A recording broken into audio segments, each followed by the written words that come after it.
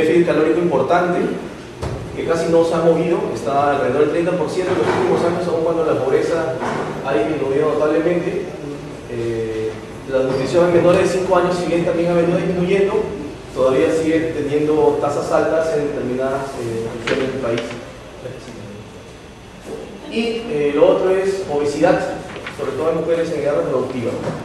Estos son los 3 hechos utilizados que a mí me parecen importantes y que motivan esta presentación. Lo que he hecho es utilizar la encuesta global del año 2009, desmenuzar su módulo de consumo, transformar cada uno de los alimentos que están presentes en el módulo de consumo en sus componentes calóricos y nutrientes, y construir los requerimientos de nutrientes para cada hogar. Por eso las deficiencias de esta metodología, que no todo el gasto en alimentos está recogido en este módulo. Hay hogares que tienen buena parte de su gasto fuera de este módulo y yo no lo puedo recoger, no lo puedo medir. Lo otro es que el periodo de referencia son de 15 días, ¿no? Y lo otro es que no sabemos cómo se consumen los alimentos finalmente, porque el contenido nutritivo, nutricional de los alimentos dependerá de la manera en cómo sean combinados. Entonces esas son las fuertes limitantes de ese estudio. El primer punto era presentar si tenemos de acuerdo con la medición que está haciendo, la dieta es balanceada, adecuadamente balanceada. ¿En qué me he basado para decir que es balanceado o no? En la pirámide clásica de alimentación, que tenemos cereales en la base, las verduras, los tubérculos, sobre ellos, en que se deben consumir en proporciones menores, los lácteos y las carnes, aún en proporciones menores, y las grasas que coronan la pirámide, que se deben consumir en muy poca proporción. De acuerdo con la pirámide alimentaria clásica, los cereales deberían aportar alrededor del 40% de las calorías, los tubérculos y las verduras alrededor de un 20% de las calorías ingeridas, las frutas un 15%, los lácteos y las carnes un 13% cada una. Las grasas no las estoy poniendo porque las grasas no se consumen generalmente directamente, sino como complemento de los alimentos. Pero las proporciones que se ingieren deben ser muy pequeñitas. Entonces, sobre la base de estas cantidades, estoy midiendo el aporte de calorías de cada uno de los grupos alimenticios con los que vamos a trabajar. La siguiente. En este gráfico se muestra, de acuerdo a las proporciones que se derivan de la pirámide clásica de alimentación, la proporción de hogares que consumen menos, consumen menos calorías de las que deberían para cada grupo de alimentos. Los grupos de alimentos son, en el primer caso son los lácteos, luego están las carnes, luego están los tubérculos y verduras, las frutas y finalmente los cereales. La unidad de estudio aquí va a ser el hogar y no el individuo, porque no conocemos cómo se distribuyen los alimentos dentro de cada hogar. Yo estoy asumiendo que cada hogar lo distribuye adecuadamente. Entonces lo que tenemos es un subconsumo importante de frutas, verduras, lácteos y un sobreconsumo importante de cereales y sus derivados. La que sigue, por favor.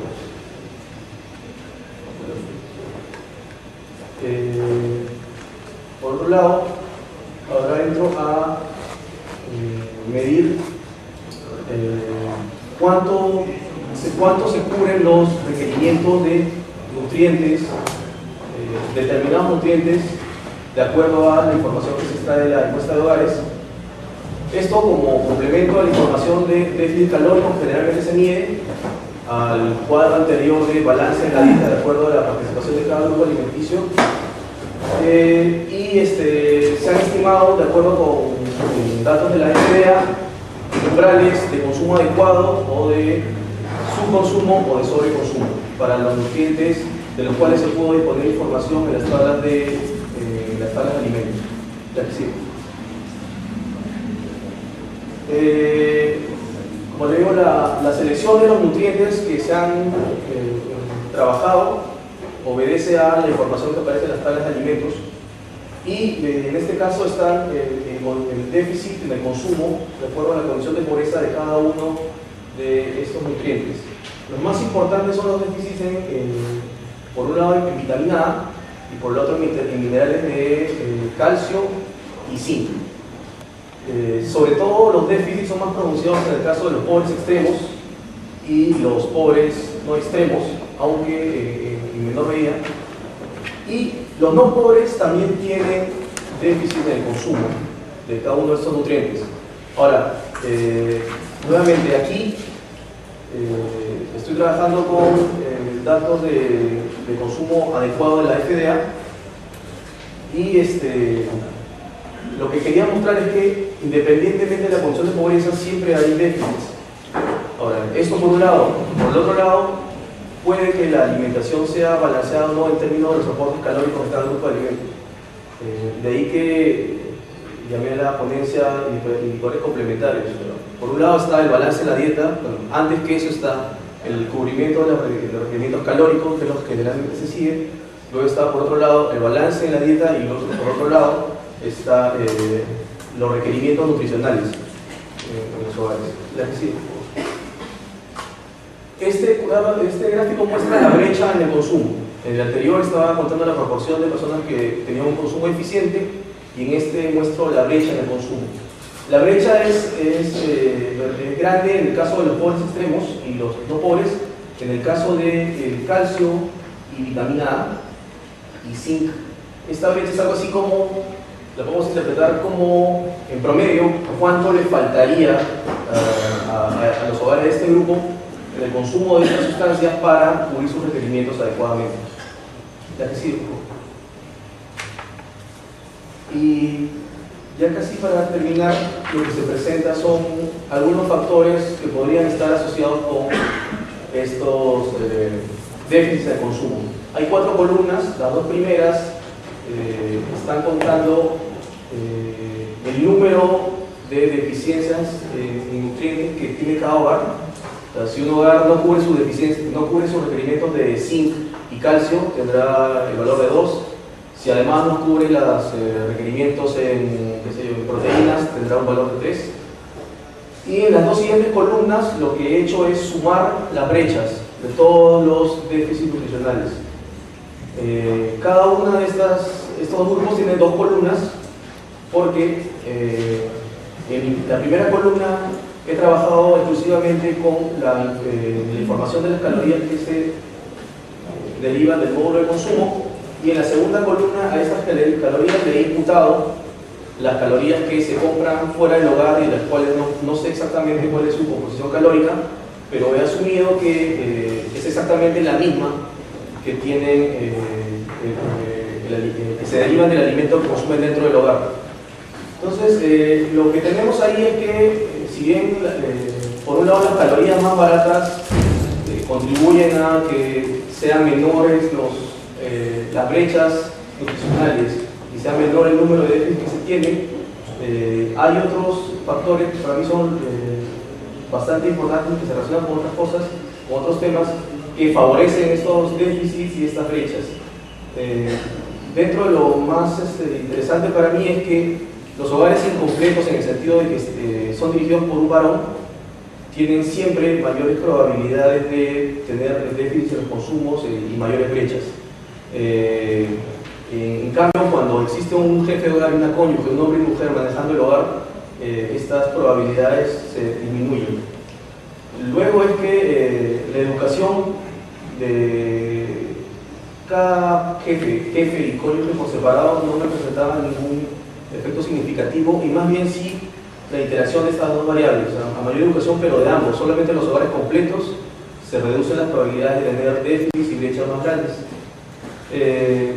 Lo otro es que una vez que se imputan calorías de los alimentos que se compran fuera del hogar o que vienen donados, una mayor presencia de adolescentes favorece mayores déficits y mayores brechas.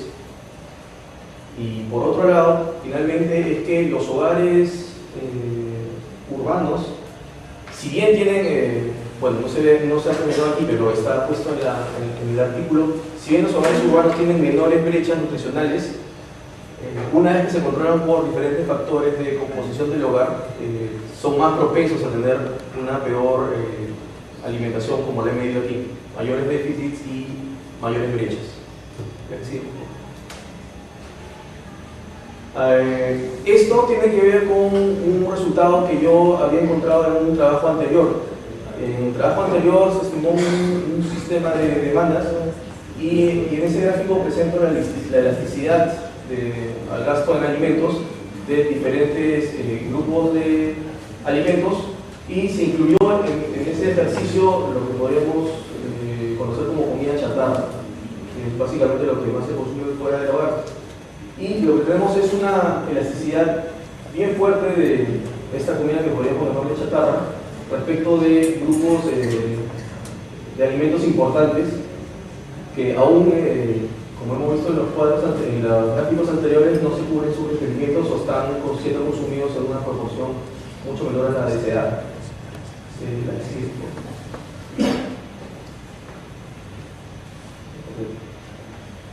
Como comentario final, yo lo que digo es que, de acuerdo con esta medición imperfecta y es una aproximación con todos los limitantes que tiene, puedo decir que existen indicios suficientes de desbalance en la dieta de los hogares peruanos, por lo menos en la foto del año 2009.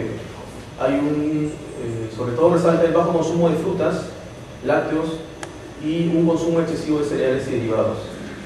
Luego, el consumo de grasas, carbohidratos y proteínas están más que cubiertos, incluso llegan a ser excesivos. Ahora, respecto a la proteína, es una nota. Si bien el consumo de carnes, que son los alimentos que mayor fuente de proteína aportan, en un ejercicio previo, buena parte de los hogares peruanos, sobre todo rurales,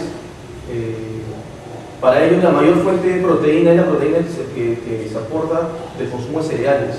Los cereales, aunque en poca proporción, aportan proteínas también, no son de origen animal, pero buena parte de más del 50%, si no recuerdo mal, o en todo caso una cifra bastante alta, tenían los cereales como la mayor fuente de proteína, lo que refuerza lo mostrado aquí, de que hay un excesivo consumo de cereales y derivados. La que sigue, por favor. Lo otro son los déficits importantes de calcio y zinc y vitamina A sobre todo, y en menor medida de algunos componentes del complejo B. La que sigue. Finalmente, esto de acuerdo con los análisis de regresión, el extracto presentado aquí y otros más que están en el artículo, en términos nutricionales es mucho mejor que una mayor proporción de los alimentos sea consumida y preparada dentro del hogar, y eso tiene relación con lo que sigue, la siguiente idea, que mientras mayor participación de la mujer está en el mercado de trabajo se dé, habrá un incentivo cada vez mayor a consumir alimentos fuera del hogar, con lo que se deriva o se derivaría de esto es que la situación nutricional, por lo menos midiéndola de este modo, está tendiendo a deteriorarse cada vez y tenderá a deteriorarse cada vez más.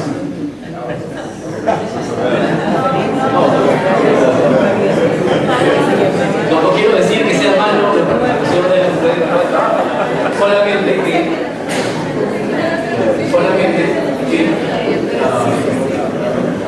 hay que ir pensando en eso, en términos de políticas, porque lo que se deriva de estos sobreconsumos, subconsumos y déficits va a tener una repercusión importante en el futuro. O sea, el sobreconsumo de grasa, el sobreconsumo de comida chatarra, una elasticidad grande al gasto en alimentos, de la comida rica en grasas y carbohidratos, lo que va a generar es, a mediano plazo, es una mayor carga para el sistema de salud pública, ¿no? El desarrollo de enfermedades, ¿cómo le dicen? Enfermedades crónicas, como el sobrepeso, problemas cardiovasculares, colesterol, hipertensión, diabetes. Bueno, eso es todo. Gracias. Hola, ¿qué tal? Es una presentación que he elaborado con Mauricio Espinosa. Vamos a retomando un poco lo que hemos escuchado más temprano en la mañana de los distintos ejes de la definición de seguridad alimentaria. Este trabajo se enmarca en lo que podríamos determinar como la dimensión del acceso de seguridad alimentaria, no tanto de la disponibilidad. y un poco también tocamos el tema de la estabilidad, que si bien siempre ha estado presente en la discusión, como mencionó Fernando, nunca ha sido evaluado a profundidad. Nosotros lo que queremos hacer con esta investigación es básicamente establecer cuál es el vínculo entre shocks negativos o efectos adversos sobre el nivel de seguridad alimentaria de los hogares en el Perú. Entonces, la seguridad alimentaria, como no es solo causada por factores estructurales, como se ha venido estudiando generalmente uno cuando revisa un poco, hace un poco de revisión de literatura sobre seguridad alimentaria, encuentra causas como número de miembros del hogar, nivel de educación, etcétera, etcétera, que son variables estructurales del hogar. Sin embargo, no repara en factores coyunturales. Y son los factores coyunturales que en esta investigación los tomamos como shock, los que pueden determinar el nivel de seguridad, variaciones del nivel de seguridad alimentaria en el tiempo. En este contexto, la dimensión dinámica cobra un rol bastante relevante, ¿no? Hay entradas y salidas del nivel de seguridad alimentaria que vale la pena estudiar, y vale la pena estudiar porque hay un gran porcentaje de la población que sufre uno o varios episodios en el... ¿No se escucha bien? ¿Ahí se escucha bien? Como iba diciendo, hay un gran grupo de personas que si son estudiadas a lo largo del tiempo, no permanecen fuera de la inseguridad alimentaria o permanecen dentro de la inseguridad alimentaria, sino que van entrando y saliendo de niveles de inseguridad alimentaria. Y esto es básicamente guiado por factores coyunturales. Además, estudiar el tema de la seguridad alimentaria es sumamente importante porque si bien puede ser, como dijo Javier y Imis en la exposición de la mañana, una primera derivada de lo que queremos ver, caídas temporales en niveles de inseguridad alimentaria pueden conducir a daños permanentes. En este sentido, estudiar la seguridad alimentaria cobra cierta relevancia. Y hay un conjunto de variables que nosotros vamos a estudiar en este contexto que están relacionadas a la estabilidad y que entran a jugar un rol decisivo cuando hablamos de estabilidad. Y son la vulnerabilidad alimentaria, los shocks, los riesgos y las estrategias que toman los diferentes hogares frente a estos eventos negativos. Dentro de los shocks que tenemos, que vamos a evaluar, tenemos un grupo de shocks que son covariados, que son los shocks que básicamente se reducen por la muestra que tenemos a shocks naturales, y que son shocks que afectan a un grupo, a un colectivo de personas a la vez. Y tenemos los shocks idiosincráticos que afectan a hogares particulares y no a un conjunto. Por ejemplo, si se muere un perceptor de ingresos del hogar, es un shock que puede afectar a un hogar en particular, pero no afecta a una comunidad. Sin embargo, si hay una sequía, como había en Piura varias veces, o hay un fenómeno del niño grande, este evento negativo afecta a todo el grupo de agricultores que se ven, que están en la zona. Entonces, tenemos además que estudiarlo separado entre urbano y rural. Es importante porque no solo los efectos son distintos de estos shocks, sino que hay estrategias diferenciadas y diferentes, o por lo menos diferentes efectividades de estas estrategias que pueden tomar los hogares rurales. Tenemos en la muestra de Henao, como se ve en el gráfico, que la presencia de los shocks naturales en zonas rurales es mucho mayor que en las zonas urbanas, mientras que los shocks idiosincráticos, según la encuesta, están más presentes en zonas urbanas. Sobre este último punto de los shocks idiosincráticos más presentes en las zonas urbanas, en realidad tiene que ver más que una diferenciación conceptual, una cuestión de sesgo de la muestra, ¿no? Hay shocks que considera la encuesta como pérdida de empleo, que están más ligados a un ámbito urbano y no tanto a un ámbito rural. Pero las diferencias entre el urbano y el rural trascienden el sesgo que puede haber en la encuesta, ¿no? Tenemos contextos muy distintos, tenemos mercados distintos, en distintos grados de desarrollo. en la zona urbana se ven más presentes mercados de seguros, mercados de créditos que pueden ayudar a paliar ciertos efectos de shock negativos. En el ámbito rural el capital social de protección juega un rol mucho más importante frente a la ocurrencia de shocks. Tenemos un conjunto de estrategias de diversificación, no solo en cultivos, sino diversificación de ingresos, diversificación que puede llegar hasta incluso la migración de las personas hacia distintas zonas del país, que también se ven como estrategias para contrarrestar ciertos riesgos. Y además tenemos los programas de limitaciones para que nos impiden medirlo de otra forma, es bastante complicado. Queríamos incluso utilizar proteínas o otro tipo de nutrientes, pero en verdad la información que se tiene al respecto es muy poca. El MINSA tiene esa información de proteínas según alimentos, pero para muy pocos alimentos cuando uno lo compara con la canasta que consumen los hogares. Y además tenemos que la cantidad de consumo de fuera del hogar, que para los años estudiados corresponde al 20%, no es posible separarla entre cuántos son calorías, cuántos son proteínas, etcétera, porque no se sabe su composición exacta, ¿no? Entonces, nosotros básicamente vamos a utilizar un sistema IMN que, más allá de la ecuación o no ecuación, nos permite averiguar cuáles son los factores que generan cambios en la seguridad alimentaria y en qué medida los generan, qué porcentaje, cómo están ayudando a generar estos cambios.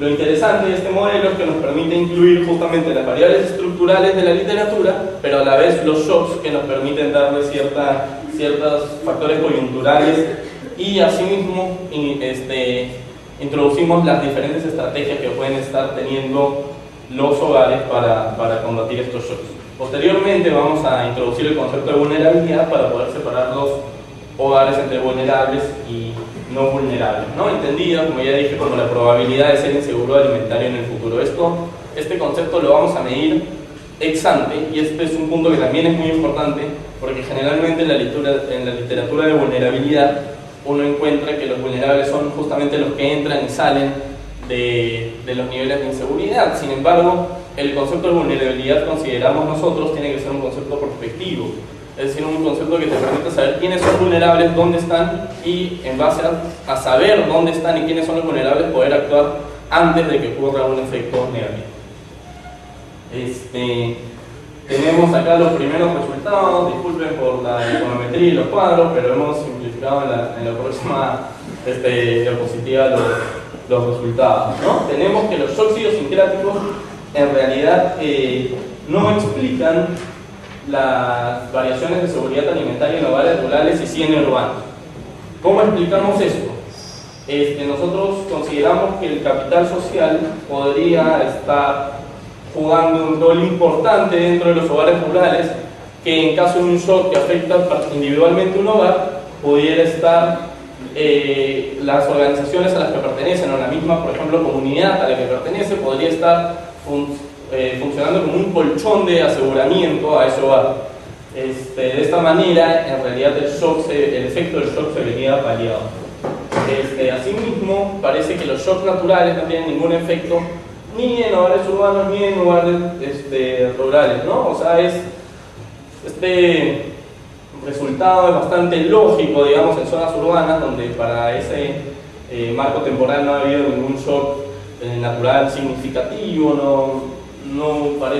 no hay además en la muestra muchos shocks naturales que afecten zonas urbanas. Entonces, básicamente, que los shocks naturales no afecten la seguridad alimentaria en zonas urbanas parece lógico. Sin embargo, en zonas rurales, si uno conceptualmente, teóricamente, tendería a pensar que tienen un efecto significativo en la seguridad alimentaria. Es decir, si hay una sequía en Piura que afecta el Valle de Bechira, probablemente va a tener un efecto sobre la seguridad alimentaria de esos agricultores. Sin embargo, el problema que hemos estado viendo es que en la muestra que tenemos del ENAO, no recogemos las diferentes intensidades que puede haber tenido este shock natural. Simplemente es una variable de ¿hubo shock natural o no hubo? No sabemos qué tan fuerte fue, ni qué tan prolongado fue, ni cómo dañó los hogares. Esa es una de las razones que puede explicar esta no relación. Y la segunda es que en realidad los efectos de los shocks naturales tienden a ser diversificados, ¿no? Hay un estudio de Carolina justamente a inicios del 2000 que compara los efectos de una sequía en Piura justamente y en el Valle del Mantaro, y encuentra que los efectos no sobre seguridad alimentaria, es cierto, pero sobre los ingresos son diferenciados, ¿no? Una sequía, es verdad, contrae la producción agrícola, pero puede conllevar a aumentar el precio del producto y que los ingresos de los hogares aumenten. Entonces los efectos pueden tender a ser heterogéneos incluso de los shocks que puedan ser percibidos inicialmente negativos. Esto haría que la relación no se vea en estos primeros resultados. Y en tercer lugar, lo interesante es que hay un conjunto de estrategias que asumen los hogares que serían bastante significativas, bastante relevantes, ¿no? Que están en torno a la diversificación de ingresos, al autoconsumo y al capital social, que es lo que veníamos diciendo.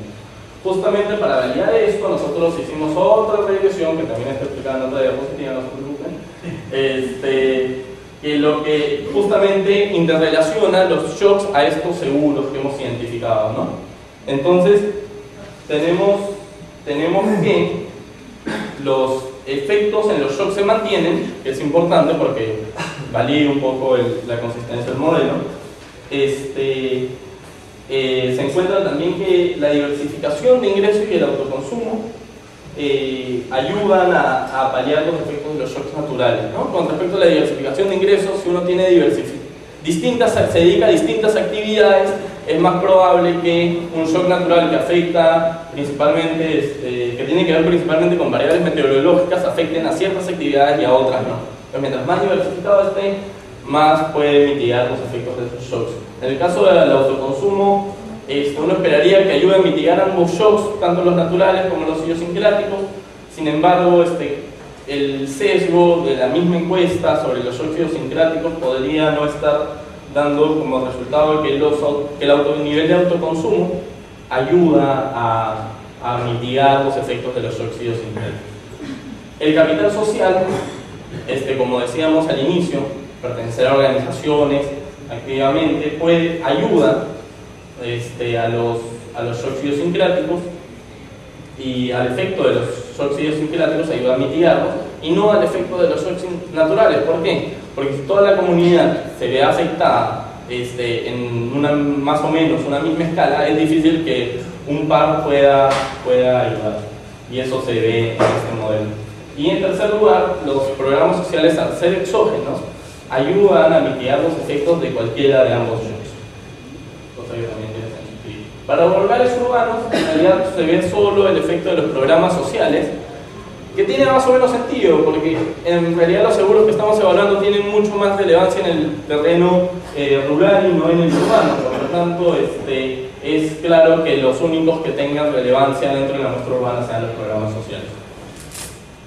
Por último, separamos lo que son vulnerables y no vulnerables y hicimos de nuevo el mismo ejercicio, ¿no? Básicamente, para no marearnos ya con datos y cambios, los efectos sí se mantienen, nuestro modelo funcionó, por eso estamos exponiendo aquí en sepia, si no nos hubieran aceptado.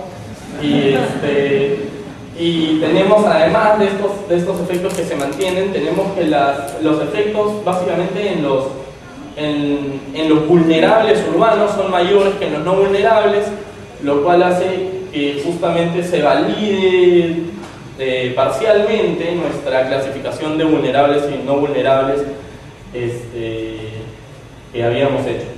Y además los efectos generales de los seguros se mantienen. Algunos hechos relevantes es que los programas sociales, por ejemplo, son más efectivos para mitigar los efectos de ambos shocks en el caso de hogares rurales vulnerables, ¿no es cierto? Y también, por ejemplo, que el capital social ayuda mucho, en mayor medida, a hogares rurales vulnerables que sufren shocks idiosincráticos, y a los shocks y a los no vulnerables no los ayuda. No los ayuda en tanta medida. Conclusiones. Uy, se ve bastante pequeño. Pero yo los veo a leerlos. Básicamente los factores coyunturales encontramos que sí tienen relevancia y tienen que seguir siendo estudiados para explicar los niveles de la seguridad alimentaria. encontramos que los shocks idiosincráticos no afectan a los hogares rurales por los mecanismos de aseguramiento. Encontramos también que afectan a estos shocks a los hogares urbanos, pero particularmente a los vulnerables, cosa que es importante. Encontramos además que si bien los shocks naturales resultaron no significativos, en realidad se necesitan muchas más investigaciones, muchas más detalladas y mucho más locales para saber los efectos específicos que tendrían estos shocks sobre seguridad alimentaria por cuestiones y problemas que expliqué que puede tener la misma base de datos. Por último, el modelo para separar vulnerables y no vulnerables es consistente, o parece serlo al menos, y es importante que así sea porque es una ayuda o un inicio a comenzar a diseñar modelos que nos ayuden a poder implementar políticas de manera más focalizada y más central posible. Por último, hay que mencionar las limitaciones del trabajo, que es, uno, no toman las intensidades de los shocks, como ya mencioné, que es una tarea pendiente, y dos, no repara tampoco en las particularidades locales, ¿no? Hay estudios de caso que se deberían hacer en el marco de este contexto para poder enriquecer la investigación. Las futuras líneas de investigación justamente es, uno, ir más allá de las calorías, buscar otros métodos. Ramón ya hizo una exposición sobre que más o menos en la que insistía en que hay que buscar otros métodos, y sí, justamente hay que buscar otros métodos y tratar de complementar una investigación dinámica, y a la vez hay que se plantea la posibilidad de que exista una cierta sustitución de los distintos tipos de nutrientes ingeridos en el hogar. Es decir, en el caso de un shock yo puedo dejar de consumir carne y consumir más papa, ¿no? Para llenarme el estómago. Claro, disminuye mi nivel de seguridad alimentaria, pero hay un shock, una cierta sustitución, grave sustitución entre los diferentes nutrientes que debe ser estudiado para entender muy bien las relaciones que suceden dentro del hogar y específicamente cómo los shocks afectan a los hogares. A continuación tenemos la presentación de María Escurra, del grupo de ANACOA, con un conjunto de productores, que presenta la ponencia Ricas en agrobiodiversidad pero pobres en nutrición, desafíos de la mejora de la seguridad alimentaria. Bueno, la región Huancavelica alberga poblaciones que explotan los pisos altos mediante la agricultura y la ganadería, y se considera un hotspot de diversidad. Y iba a traer un catálogo que muestra las 100 variedades de Huancavelica, pero me lo olvidé en el hotel. Pero la literatura señala que la agrobiodiversidad está relacionada con buena nutrición, y sin embargo Huancavelica tiene altos índices de pobreza y malnutrición infantil. Acabo de leer un trabajo que lo compara con Malawi y Uganda, y tiene un 44% de desnutrición infantil. Entonces el objetivo es analizar la agrobiodiversidad con la seguridad alimentaria y nutrición en las comunidades chocas de Huancavelica, y es un estudio de base de intervención tanto en agricultura como en nutrición. Entonces se hicieron 4 encuestas, una de varones sobre producción, agrobiodiversidad y fuentes de ingreso, y 3 a mujeres, una sobre disponibilidad y acceso a alimentos, y una se hicieron los nutricionistas del IN, que es la metodología del recordatorio de 24 horas para evaluar la ingesta de los niños, y se hizo solo niños de 6 a 36 meses, que son las edades que ellos llaman vulnerables, porque según ellos, si tú no desarrollas tu cerebro y tu talla en esos momentos, hay unas consecuencias irreversibles que te afectan el resto de tu vida, y por eso que se enfatiza en esos niños pequeños. Y se hizo en 2 momentos: en la época después de la cosecha, que se llamó abundancia, y en la época de escasez, que fue antes de la cosecha. Y luego aplicamos una encuesta que fue desarrollada por USAID, que se llama la encuesta de inseguridad alimentaria, y realmente lo que mide es el hambre, y se le pregunta directamente a las personas si alguna vez han sentido primero inseguridad de tener hambre, pero al final las preguntas se vuelven más duras, y al final le preguntan si se han ido a la cama con hambre y cuántas veces. Y da 2 tipos de cifras: una de inseguridad alimentaria que se llama HIPIA, que es Household Insecurity el HFIAS, que es el grado de inseguridad. Y hemos usado esa metodología por ser una manera de medir la inseguridad. El siguiente, por favor. Entonces, este es el mapa de Huancavelica. Bueno, aquí está Junín y Huancavelica para un poco confundirnos. Y bueno, el distrito es Yauli, la comunidad de Chocra, y hemos escogido 4 centros poblados. Este punto es la comunidad que está dividida, la comunidad en el distrito de Yauli y Paucará, pero todas las comunidades que escogimos están en el distrito de Yauli, que en las encuestas de NAO es creo que el tercero o el segundo peor en pobreza. El siguiente.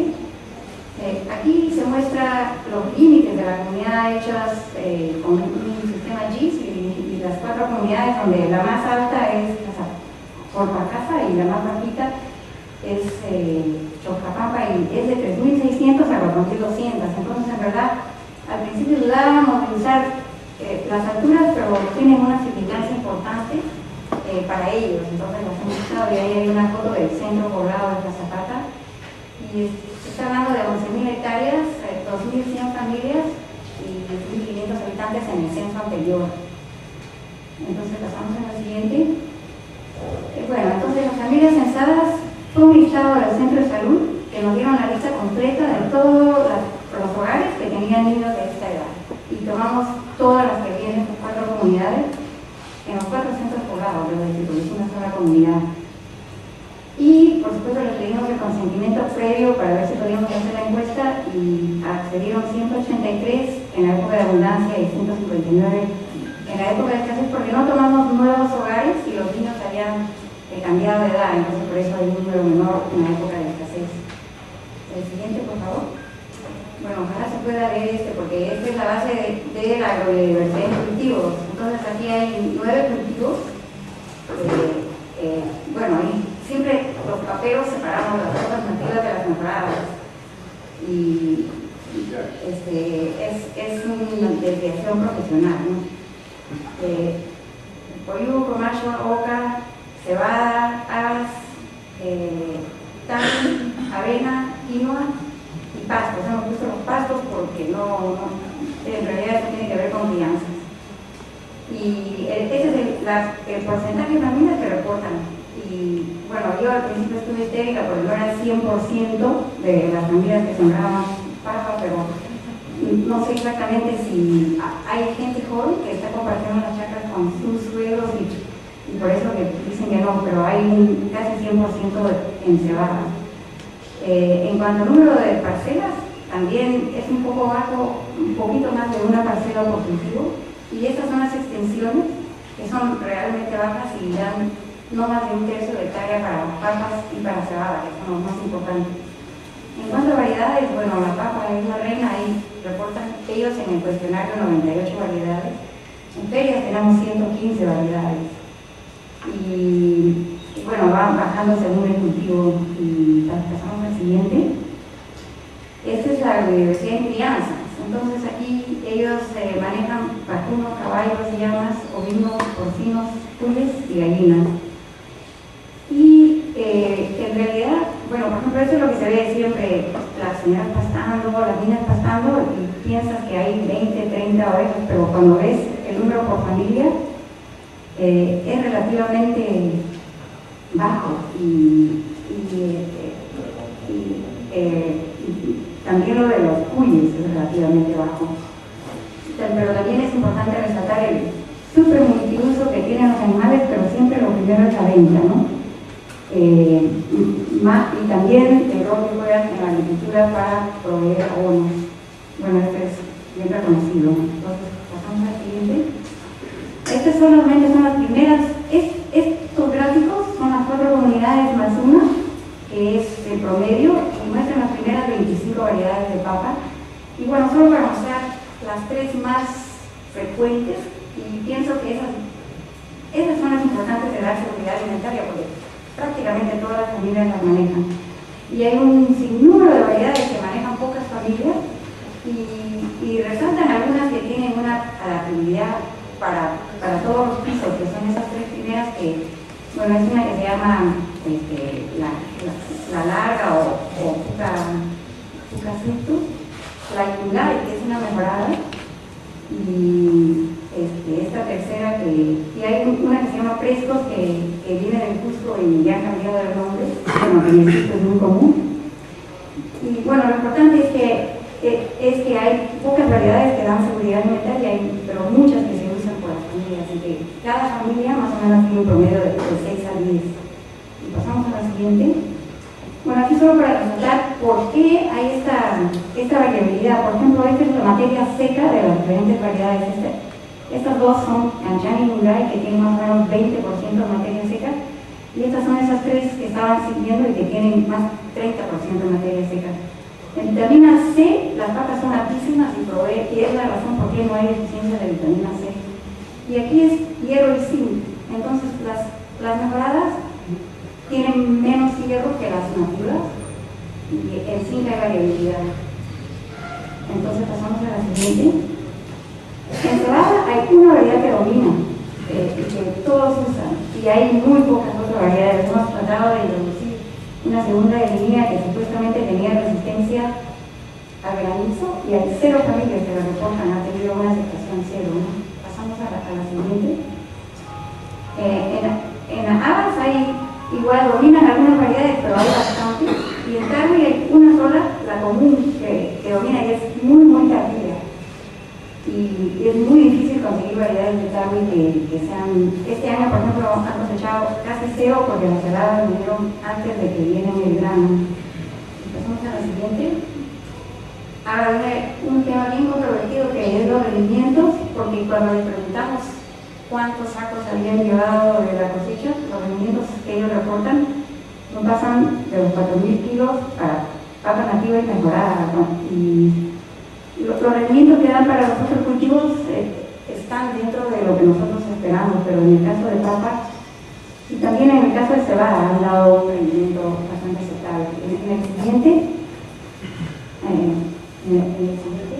aquí tenemos datos que tenemos de 2 encuestas que son alrededor de los 4.000 kilos por hectárea, y datos, aquí por ejemplo es una tesis de alguien que cosechó 100 campos y da unos rendimientos más dispersos y muchísimo más altos. Entonces tenemos una discrepancia entre los rendimientos a través de encuestas y rendimientos a través de mediciones en el campo, y es un tema, pero también tiene que ver con el tema que nosotros siempre decimos que vamos a mejorar la productividad y nunca sabemos contra qué nos estamos comparando, porque hay tanta variabilidad de productividad en los campos. Y pasamos al siguiente.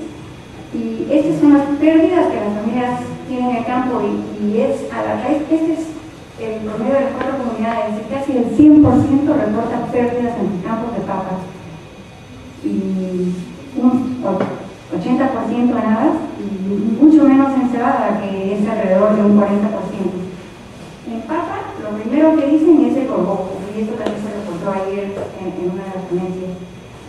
Rancha, antes en la Sierra Alta, rancha no era un problema, pero ahora con el cambio de más lluvias se ha convertido en un problema, y las papas nativas son bastante susceptibles. Y por exceso de lluvias han tenido alto porcentaje de pérdidas en producción. En el caso de habas hay una enfermedad que domina, que es la mancha de chocolate, y en el caso de cebada es granizo y helada lo que ha dominado las pérdidas en el año de la encuesta. Entonces, por ahí tenemos un problema serio. Entonces pasamos a la siguiente. Ya esto viene de la encuesta de las mujeres, y aquí se muestra que la pregunta es cuándo no tiene algo. Entonces, a partir de octubre, las familias empiezan a ya no tener papas. Pero hay un grupo de familias que todavía tiene papas, pero hay un grupo grande que ni nativas ni mejoradas. Pero todas tienen chuño, o sea, no hay problemas en acceso al chuño. Y aquí es al revés. Los tubérculos andinos son súper estacionales y después de la época de cosecha ya los tienen. Por el contrario, los cereales, las familias reportan prácticamente tenerlos durante todo el año. Y pasamos al siguiente tema, y es los ingresos. Entonces, aquí muestran los ingresos por agricultura. Lo que dijimos fue, digamos, 100 soles en billetes de 10 para que nos digan qué proporción venía de agricultura, de ganadería, de artesanía y de migración a las ciudades. Entonces, de lejos, su ingreso más grande es de la migración. Y en la agricultura es un 20% de ingresos. Y vemos que venden nada de papa y lo único que venden realmente es el carbón. O sea, hay un porcentaje pequeño que vende habas y cebada y todos los animales entran aquí. Las ovejas, leche, queso, entonces vamos al siguiente. La ayuda alimentaria es muy importante dentro del programa Juntos, pero también distribución de papilla, chispitas y quizás hay tiempo después de explicar, pero son fortificadores, nutrientes para cubrir déficits. Y hay alimentos, arroz, leche, sardinas, avena y aceite que se reparte a las familias. Al siguiente. Estos son los datos alarmantes y aquí estamos midiendo seguridad alimentaria de dos maneras. Lo que se llama el HAZ, que es la desnutrición crónica de los niños, y vemos que un 44% tienen desnutrición crónica de los niños de esta encuesta, y hemos tenido los datos de la posta de salud. Este porcentaje está en riesgo y estos son los niños normales, están por edades porque a los 6 meses la desnutrición no es tan fuerte como cuando los niños van creciendo y la alimentación se hace más eficiente. Y este es el dato de la inseguridad alimentaria percibida por ese cuestionario de la USAID, y también es muy alarmante. O sea, este mide la percepción del hambre y hay 60% que tienen una inseguridad moderada y un 30% que reporta una inseguridad muy severa. Entonces, estos son los datos alarmantes de la comunidad. Entonces, pasamos al siguiente. Bueno, aquí rápido, las enfermedades, 24% de diarrea y 40% reportan tos la semana de la encuesta en sus hijos. Que es alto, ¿no? Y que también es una causa de desnutrición. Pasa al siguiente. Ya, este se parece un poco al trabajo de Ramón, porque aquí está energía, ácido fólico, calcio, hierro, zinc, niacina, tiamina. Y lo importante de esto es ver que los bajos son de no hay deficiencia, porque son los niños que no cubren el 80% de sus requerimientos diarios. Entonces, vitamina C, proteínas, no hay problema, y muy poco de vitamina A que ellos reportan. O sea, solo hay un poquito de niños que reportan deficiencia de vitamina A. Mientras que los grandes déficits son hierro, calcio y zinc, y también hay un grupo de niños que no llenan sus calorías, ¿no? Entonces, este cuadro, digamos, también complementa al anterior en lo alarmante que es la situación de los niños. Entonces, pasamos al siguiente. Bueno, esto es qué es lo que están consumiendo. Entonces, la papa yungay es el alimento que más reportan los niños, y seguido de cebada, bueno, la sopa morón, y cambia en época de abundancia y escasez de todo. La papa en abundancia y más cebada en alta, que es lo que vimos anteriormente, ¿no? Y tengo que llamar la atención a esto que es la papilla, que viene de la ayuda alimentaria, y las chispitas, y que en época de Jesús se vuelven una ayuda. Y pasamos al siguiente. Este solo muestra muchas de las cosas que no hay diferencia en abundancia y escasez, que son las cosas aceite, azúcar, ese tipo de cosas, pero también algunas cosas de estos cultivos, pero por ejemplo de los dibujos, ese tipo de cosas. Y pasamos al siguiente. Ya, esto, el rol que juegan los diferentes alimentos en energía, y es justo lo que dijo Ramón también. Los cereales y las cereales están en el grupo 1 y las papas en el número 2 y el azúcar en el número 3. Y pueden ver que los otros alimentos juegan un rol mucho menor. Y en el siguiente, este es hierro. ¿Qué alimentos están proporcionando hierro? Y el hierro se considera la principal limitación porque trae anemia y trae retraso, y trae eso que ellos llaman la irreversibilidad. Entonces los cereales están proporcionando el 40% de hierro. Los programas sociales caen en el número 2, que bueno, nosotros que somos los agrónomos nos vivimos de eso, pero y la papa cae en el número 3, o sea, la papa es un importante componente de hierro, no es tan malo como dijiste, pero no es tan bueno como la carne, por supuesto, y ahí vemos que la carne no da ni 2% del hierro. Y entonces pasamos al final. Estos dos cuadros son correlaciones para mostrar que todos los parámetros de diversidad no tienen nada que ver con los parámetros de malnutrición. Y el peor de todos es que el número de chakras está correlacionado negativamente con nutrición, que tiene que ver con pobreza y nutrición, no están ligados. Y el siguiente.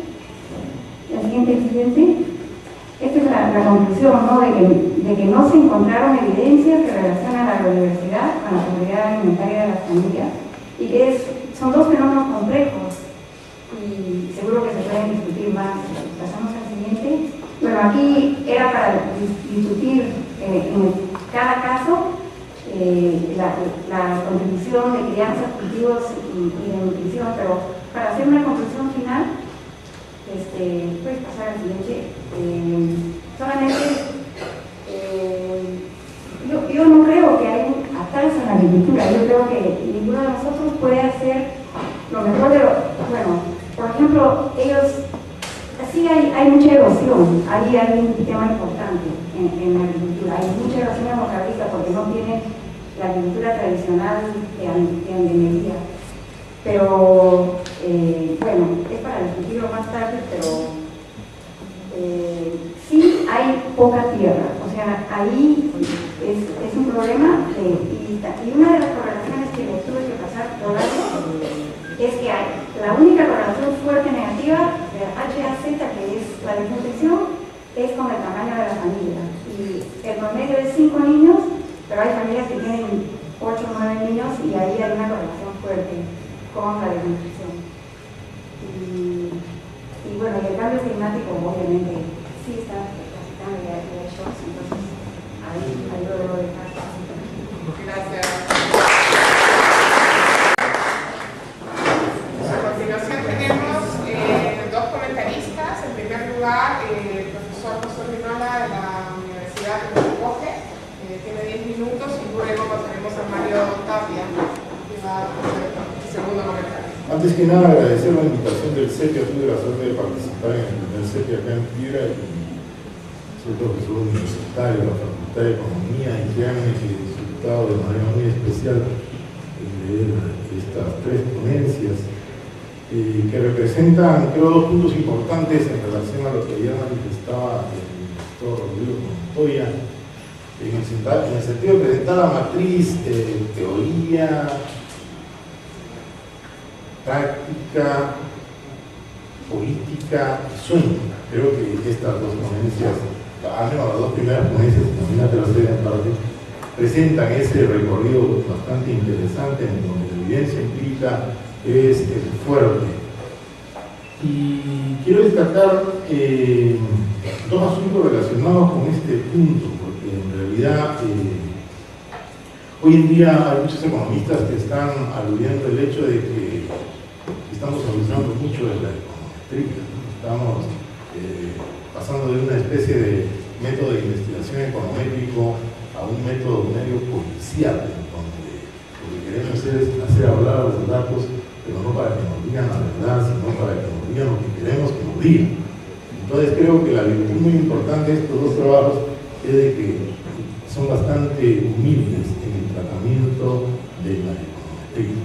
En el primer trabajo, donde observo que se empieza con mucho optimismo la presentación de un enfoque alternativo de la seguridad alimentaria. Sin embargo, el método econométrico que se presenta es un método en el cual se trata de aterrizar en el sentido de, trabajando con la pirámide alimentaria fundamental, evitar de llegar a conclusiones que no aparezcan en base a la información que se manipula. Si yo tuviera una observación a la primera ponencia, es la observación de fondo que causó cierta hilaridad en el público, y es que en realidad yo también no encuentro el por qué se llegue a una conclusión como esa, porque la evidencia empírica, al menos la presentada en el estudio, no permitiría llegar a decir casi que es el problema es que las mujeres no saben cocinar o algo por el estilo. Entonces, creo que se necesitan mayores elementos de juicios para llegar a una afirmación como la que se afirma, en el sentido de que dada una modalidad de crecimiento que está viviendo el país, dada la inserción del género femenino al mercado laboral, eso podría estar atentando contra las formas de cocinar en casa y por lo tanto proteger la seguridad alimentaria y lanzar un mensaje que de repente pueda ser tomado como apocalíptico en relación al futuro de seguridad alimentaria solamente en base a esa afirmación.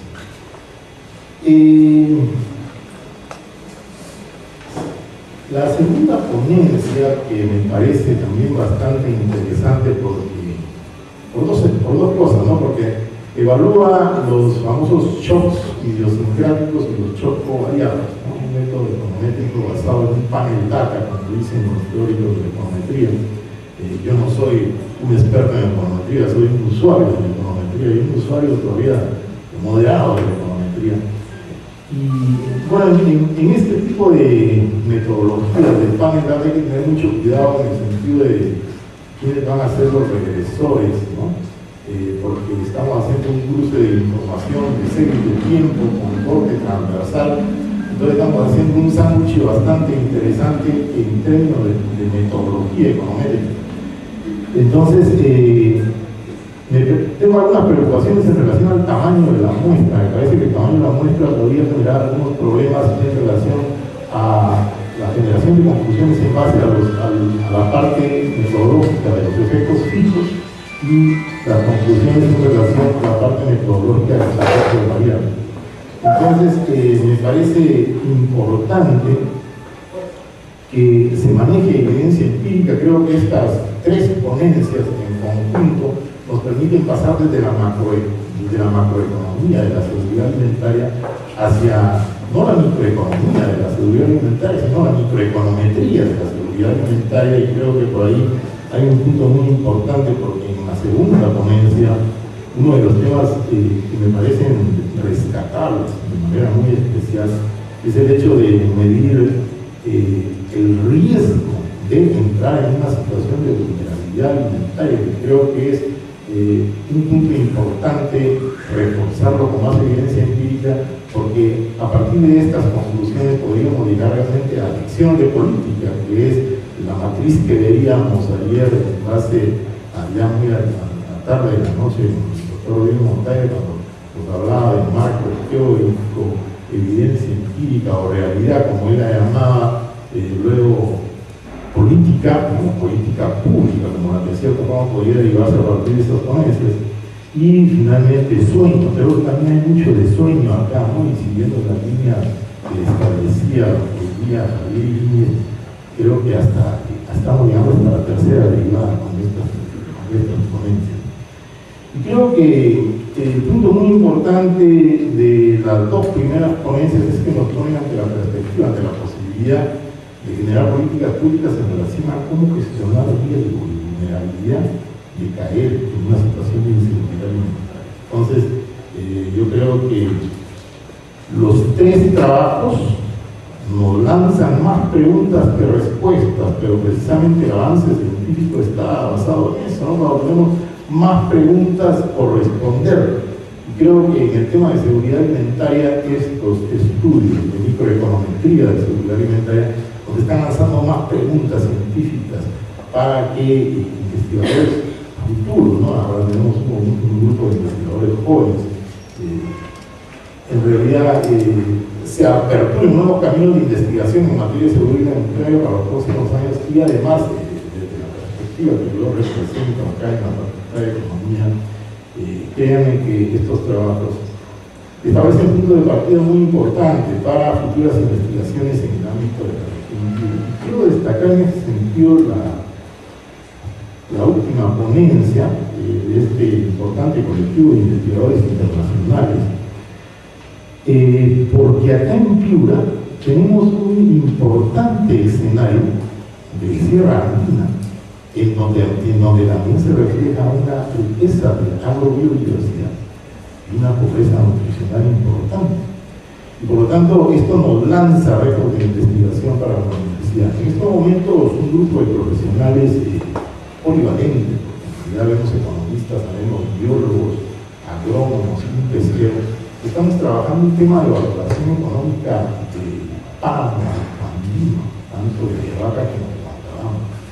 Entonces creo que de la lectura de este trabajo surgen importantes inquietudes como para profundizar materiales de investigación a futuro. Y creo que eso es la virtud de este trabajo, ¿no? La virtud de este trabajo lanza nuevos retos de investigación, porque otra de las cosas de elección de política pública que emergen creo de estos trabajos es el hecho de que, así como hablamos que se necesitan fortalecer capacidades, creo que acá nace una nueva capacidad que hay que fortalecer, y es la capacidad de la gente en el campo, la necesidad del campo, porque ambos trabajan en una red, se fortalecen capacidades de cómo consumir con calidad, con el propósito de combatir el tema de inseguridad alimentaria. ¿Okay? Gracias. Muy buenos días con todos ustedes.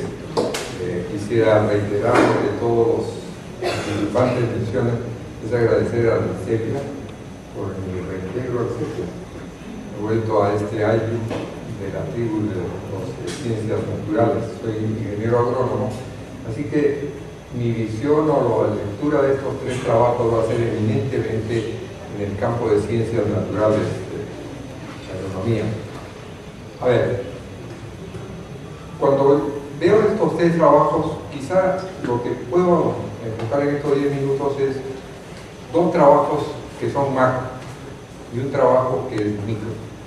En el sentido, cuando yo escucho a los indicadores para mirar la desnutrición, una de las cosas que siempre me llama la atención es cuánto estos indicadores se aplican a una población tan diversa, a sistemas agrícolas tan diversos que tenemos. Entonces ahí es mi preocupación, porque, por ejemplo, para mencionar, sabemos cuál es el fenotipo del poblador altoandino al cual los estudios de nutrición debían relacionarse, peso, tamaño. Hablaba con Rodrigo Montoya, me decía, con unos colegas, y los pobres andinos que son chatos, ¿por qué entran dentro del tema de nutrición? Porque fisiológicamente están, la mayoría, hay excepciones, son de baja estatura, de requerimientos nutricionales diferentes, de utilización de los nutrientes diferentes. Hay estudios de fisiología que, por ejemplo, cuando se habla de diversidad, utilizan nutrientes de diferente forma y son, digamos, necesidades eventuales en sus necesidades. Un agricultor que tiene intenso trabajo en una época necesita calorías mucho más que en otras épocas. Entonces eso hace pensar un poco qué tipo de indicadores necesitamos para esa diversidad que tenemos. Y eso es el nivel macro. El siguiente trabajo, y después me voy a concentrar quizá más en el trabajo de María Mayer, porque ese es el área más afín a mi formación, es de estos cambios repentinos, llamados shock, ¿no? Cambios repentinos, que ocurren cambios y cómo afecta la nutrición. Entonces, la desnutrición y la seguridad alimentaria. Entonces, en ese sentido, yo creo que nuevamente hay poblaciones que son menos afectadas por estos shocks sociopolíticos, económicos. Yo había puesto una diapositiva ahí con el ánimo de mostrarles comunidades que se organizan en ferias de intercambio de conocimientos, de productos, de semillas, que son las ferias de la agrobiodiversidad. Y tomo el tema de agrobiodiversidad porque creo, después voy a hablar del trabajo de María Mayer, que siendo muy real, muy interesante el trabajo, profundo el trabajo de utilizar la biodiversidad en relación a la nutrición, refleja realidades a veces muy surgentes, muy propias, y lo voy a tratar de interpretar de lo que poco sé de las comunidades chocas allá en Huancavelica. Entonces estos shocks o estos cambios bruscos en realidad afectan diversamente también a las poblaciones, incluso a las poblaciones rurales, aquellas que están más ligadas al mercado y aquellas que no necesariamente están ligadas al mercado, como miles de campesinos que producen sus alimentos y su mayor ingreso, como ya se ha mencionado, no necesariamente es de la agricultura. Y por eso quizá una frase que escuché en uno de los hechos me pareció muy interesante: lo que se requiere para lograr una seguridad alimentaria, una producción adecuada, son campesinos a tiempo completo. Porque son campesinos eventuales, muchos de ellos, que siembran, hacen alguna labor y abandonan el campo. Generalmente es la mujer, en este caso, por el valor de ella de conservar los cultivos y la producción adecuada. Entonces, porque estas áreas de economía para mí son un poco lejanas en cierta forma, me voy a concentrar en el trabajo de María Mayer y cómo se relaciona con nosotros dos. Chocca es una comunidad que históricamente ha perdido muchos territorios. La han reducido la comunidad y ha conservado su biodiversidad. Quizás se menciona problemas de nutrición, pero no por una razón que la biodiversidad no sea una gran posibilidad para combatir la desnutrición, sino porque le han reducido el territorio. Ha conservado algo, ¿no? Ya se mencionó quizá, por ejemplo, vamos a decir, en el análisis que se hace esta comunidad, se ve la diversidad, 8 cultivos, pero se ve también interesante que, por ejemplo, cultivos eminentemente nutricionales, y ahí viene todo mi sesgo de formación profesional. Toda una vida estoy promoviendo los granos andinos, no cereales, granos andinos, que es muy diferente, y se ve cómo estas comunidades, el poquísimo o poco producto de tal lo venden, no lo consumen, y teniendo ahí las proteínas y micronutrientes o sea, no valoran quizás suficientemente el cultivo como el tal. La quinoa, casi desconocida, quizás ahí viene una conversación con María. Impulsen la quinoa, pero impulsen en estrategias exitosas. ¿Y cómo es una estrategia exitosa para introducir cultivos que pueden aportar a combatir la desnutrición? Ofrezcanle precio. Porque cuando sepan que tiene un precio, y lo es, quinoa, casquivo, huicha, Darwin, son los cultivos del futuro. Y no lo digo yo, les recomiendo que lean el último journal de National Geographic, un trabajo súper interesante, cómo la biodiversidad, la agrobiodiversidad va a ser el futuro de la alimentación del mundo. Y por qué los noruegos invierten millones en hacer un gran banco de germoplasma de los cultivos, porque ven el futuro que si se pierden estas especies y estas variedades, el mundo va a tener problemas serios. Ya ni siquiera Chocca, sino todo el mundo va a tener problemas serios de nutrición. Pero entonces ahí viene un punto, el acceso a la tierra. Si no relacionamos acceso a la tierra y en esto además el acceso a la zona agroecológica, porque pobre Chocca, y eso hablaba con María, tienen pues suelos, los han reducido a suelos poco fértiles, suelos delgados. Entonces, en realidad están condenados a tener un problema serio de producción de alimentos y de nutrición. Y por eso los mayores ingresos son de trabajos productos de la migración. El otro punto que me parece interesante también es mencionar que existen, y eso creo que deberíamos revisar en estas reuniones de CEPIA, los casos exitosos de seguridad alimentaria y aprender de ellos. Miren, había hecho una pequeña lista, y todos conocen ustedes acá en Cajamarca, Orcón. Orcón es una comunidad cooperativa, Tahualpa, etcétera, etcétera, que nace con una idea de uso apropiado del territorio. Y empiezan con forestación, siguen con agricultura, con ganadería. Si han ido a visitar ustedes, tiene todo un sistema de seguridad alimentaria que en realidad es un caso excepcional para la sierra. Probablemente una realidad más factible de desarrollar, humedad, condiciones climáticas, pero interesante es que tiene una organización social que permite esto. Es una organización religiosa. Ahí se cumplen las órdenes que dicta Alejandro Quispe verticalmente. Y lo interesante, estábamos con Etienne Diur haciendo un curso de manejo de microcuencas, encontramos que tienen todas unas normas para que se llegue a esta estabilidad. Todas las familias, 60 socios, no son más, no pueden ser más, que tienen tal número de hijos, esos hijos tienen que salir de la comunidad, se les capacita, se les da un oficio, pero no hay una división de la tierra. Y ahí viene el otro punto. En la sierra, la inseguridad alimentaria está porque hay una herencia totalmente no normada. Un territorio de un agricultor de hace 50 años se ha dividido en 4 partes de sus hijos, y cada uno de sus hijos, entonces, digamos, a la microparcela. Pero entonces tiene que haber a nivel de la comunidad normas internas que permitan tener el mínimo de hectáreas. Y por eso es importante los estudios, estoy saltando a otro punto, de zonificación agroecológica, definir zonas.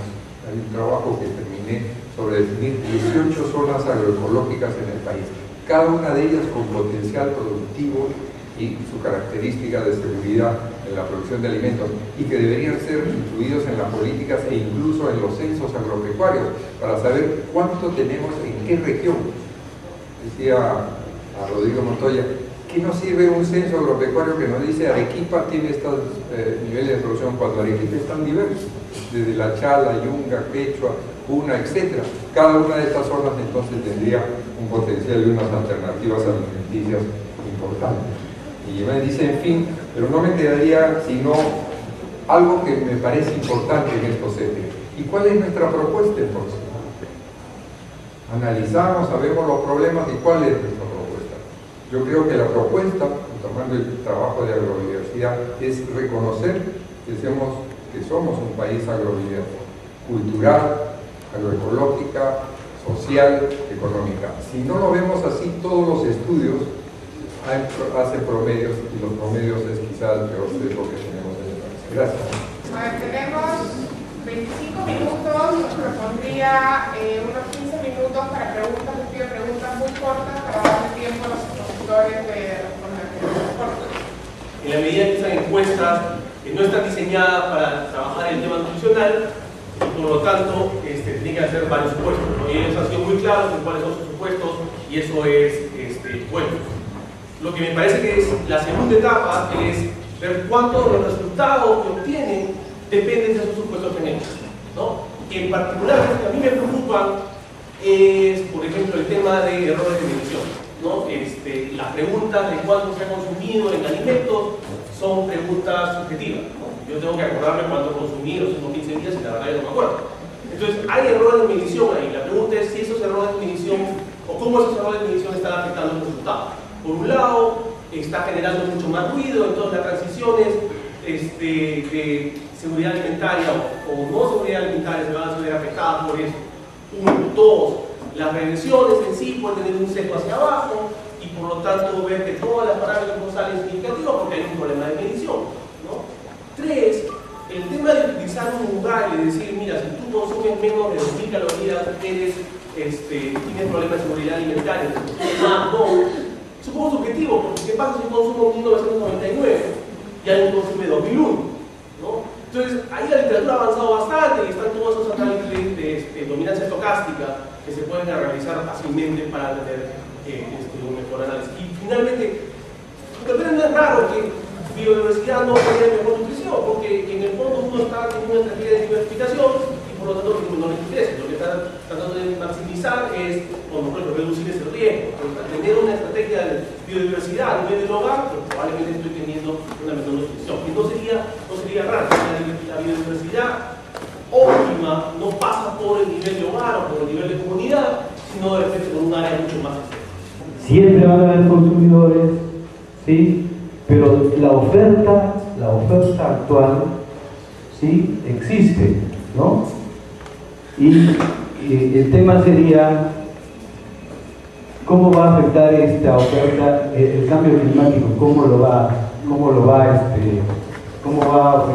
afectar a esta seguridad alimentaria que realmente existe.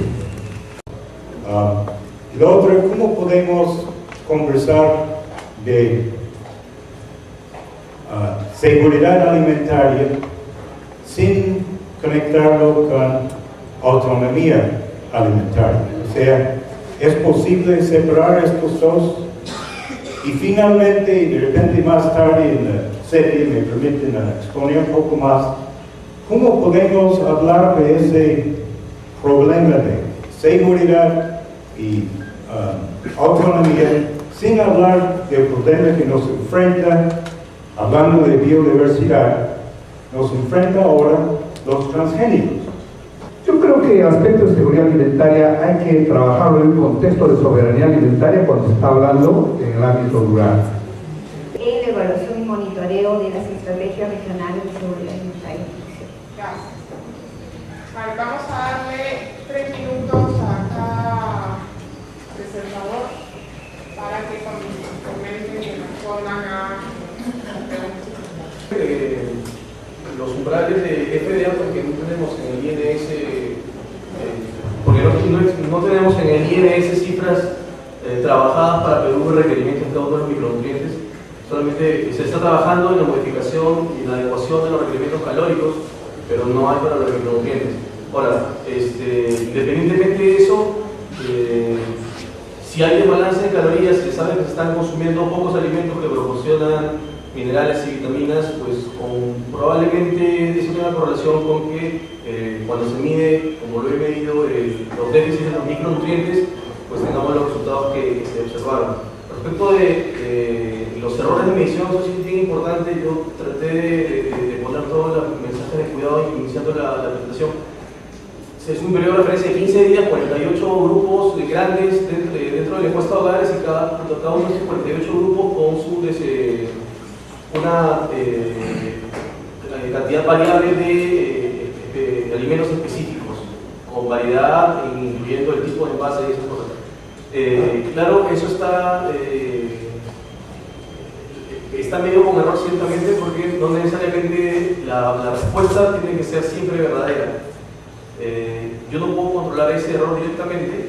Lo que he hecho ha sido, no he hecho un análisis de dominancia estocástica en estricto, sino todo lo he trabajado con umbrales de 5 y 10%. A lo mucho lo que puedo hacer con eso era testear si es que habían las cifras que tengo siguen siendo consistentes cuando muevo los umbrales, por ejemplo, si necesito un requerimiento de 40 y no voy a trabajar con el 40, trabajo con 38 y hasta 36. Y veo qué pasa, cuáles son las cifras, ese tipo de consistencia que se ha hecho, pero no en estricto análisis de dominancia estocástica. También hay que recordar que la ponencia tiene 25 páginas, incluyendo todo en extensión, entonces no se puede poner mucho detalle de las cosas, no se puede a doble paso, no se puede poner todo lo que uno quisiera poner dentro de eso, porque al final es más el trabajo en ver qué cosa quitan de la ponencia, y también es un limitante para lograr en cuenta lo de CEPE. Yo soy como anécdota, el CEPE ha pasado mi trabajo terminar con 70 páginas, entonces fue más el trabajo de ver qué va y qué quito. Entonces ahora sí me fui estricto siguiendo lo del espacio.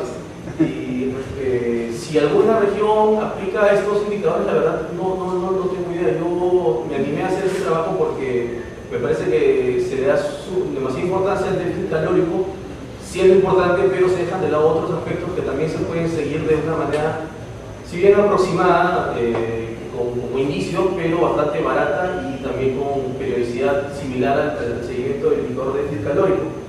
Y lo otro es que no puedo hacer un análisis a nivel individual porque no tengo datos a nivel individual, entonces no puedo poner las características de cada persona dentro del hogar y quiénes incumplen los requerimientos y no los cumplen. Lo que he hecho es agregar todo y comparar si es que en agregado el hogar comunidad cumple o no cumple determinados requerimientos, aun cuando son de FDA. Y respecto de la participación del mercado laboral de la mujer, no está específicamente puesto en las relaciones porque yo no he controlado por número de horas trabajadas por el cónyuge, porque eso me hubiera restringido a analizar los hogares completos. La ley que tienen jefe y cónyuge, y mi idea era presentar lo más general posible eso.